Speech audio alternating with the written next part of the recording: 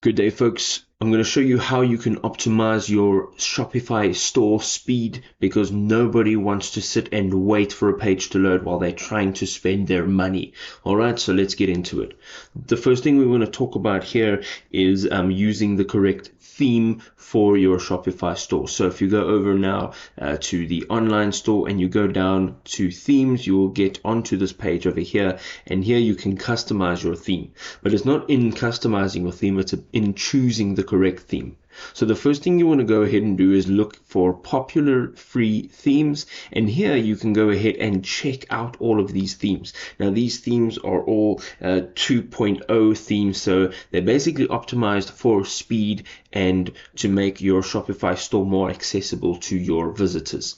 So the next thing you want to do is, if you are using a third-party theme, or if you're uploading a theme, you want to go to the add theme and visit theme store and make sure that the theme developer has all the details on the theme so that you can go ahead and see why this theme may be slowing your store down. The next thing we're going to have a look at is customizing your store, and over here we want to make sure that we are keeping our media usage as low as possible. So as you can see on my main page, I've got my header, and then I have a video, and then I have featured products, which is a bunch more images, and then I have another video. It's too much to load in one page. What you want to do is try and keep your media limited to about 2 to 3 images, depending on the size of those images, and you should start to see a difference in the speed of your store.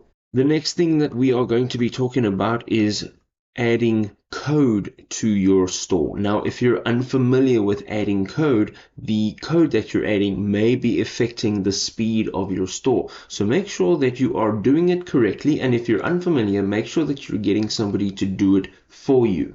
And the very final thing that I would like to address is the apps. Now, if you have tons of apps connected to your Shopify store, this will also make your store move a little bit slower when loading pages. Okay, so if you've got all these add-ons and plugins and apps that are connected, there's just too much going on, and you want to try and keep this down just to the bare minimum.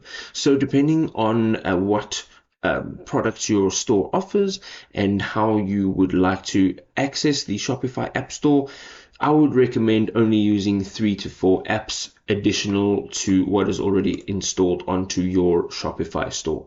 Now, if you thought this was a helpful guide, you can go ahead, drop us a big old thumbs up, and we'll see you in another awesome video. Peace out.